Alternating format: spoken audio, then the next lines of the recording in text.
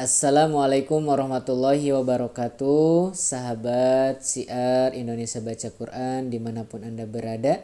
Mudah-mudahan dalam keadaan sehat, dalam keadaan bahagia, dan kita berdoa kepada Allah di hari Ramadan ini setelah berlalu 2 pekan.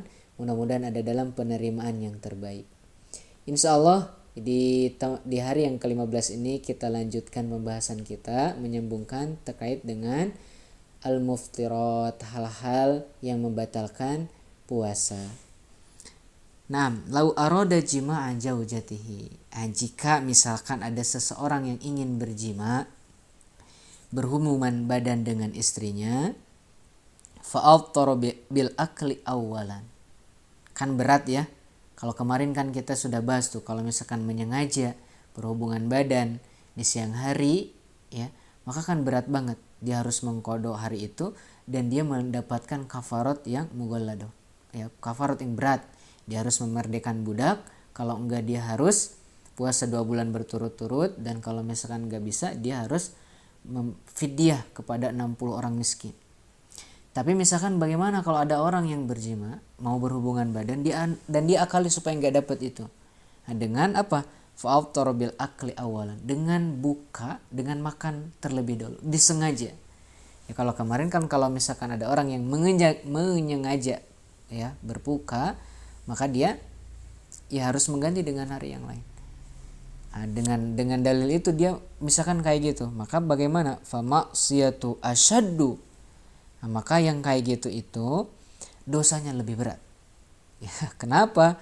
Wa qad hataka hurmata syahri marratain. Ya, karena dia telah mencederai atau tidak menghormati bulan Ramadan dengan 2 ya larangan yang sangat berat.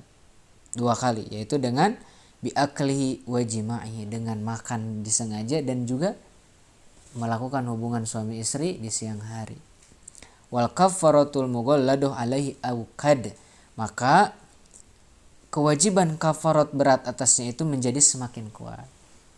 Jadi ini kayak gini, wah berat banget karena 2 kali. Yang pertama dia buka dulu, kemudian dia melakukan jima, maka lebih berat nanti dosanya.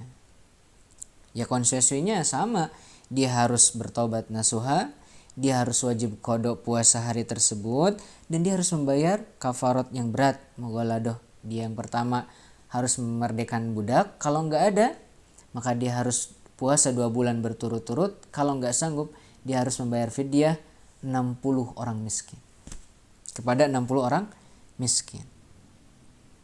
Baik, kemudian wa taqbilu wal mubasyaratu wal mu'anaqatu wal lams. Nah, jika misalkan bagaimana kalau misalkan cuman berciuman, ya bersentuhan langsung, ya mengusap, berpelukan, menyentuh, tapi dengan catatan ciuman itu yang mengecup, ya ke kening, ke pipi, ya.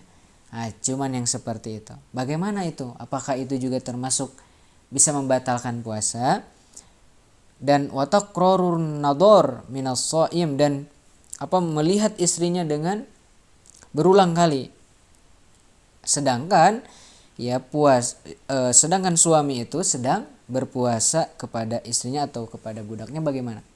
Jadi melakukan seperti itu bagaimana walaupun kita sedang dalam keadaan puasa? Nah, maka in kana yamliku nafsahu jaizun. Jika dia bisa mengendalikan dirinya, ya tidak sampai ejakulasi gitu ya, tidak sampai syahwatnya menggebu-gebu, maka dibolehkan saja. Ya, ini Nabi juga demikian, ya, ketika datang mencium, ya memeluk, itu dibolehkan. Akan tetapi kalau walakin in kana syakhsu syari'as sahwa la yamliku nafsa, akan tetapi jika orangnya mudah terangsang, ya mudah ejakulasi, ya tidak mampu mengendalikan dirinya, fala yajuzu lahu dzalik, maka tidak boleh, tidak diperbolehkan baginya melakukan hal itu, ya mencium, memeluk, mengusap, merangkul dan lain sebagainya. Lebih baik ditahan dulu sampai nanti tiba waktu berbuka, karena kalau sudah waktu berbuka diperbolehkan. Nah, Oke ya, jelas ya insyaallah. Kemudian wa idza jama'a fa tala'al fajru wajaba alaihi an yanzi'a.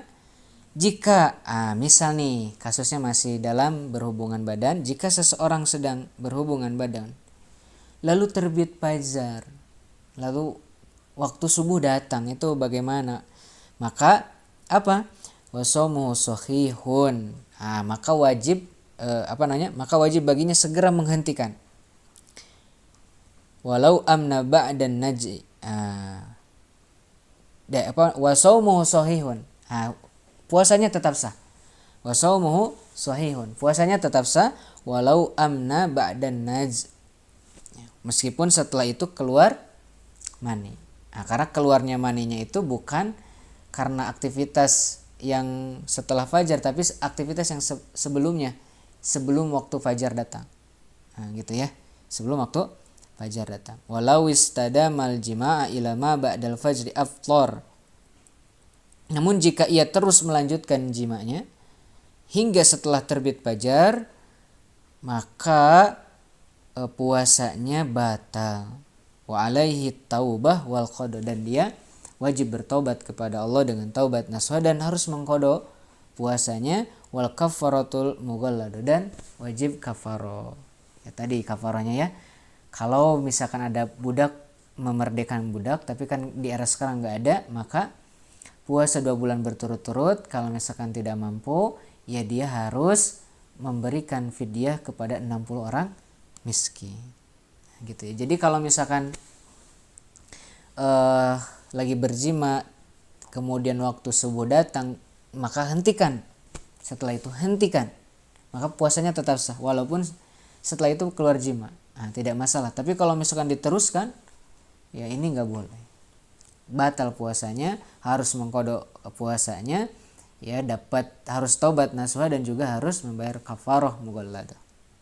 Nah,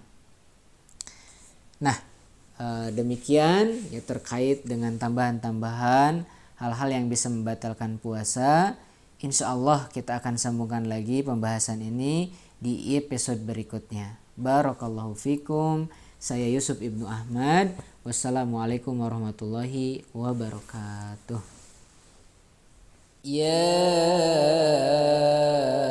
ayyuhalladzina amanu kutiba alaikumus siyam.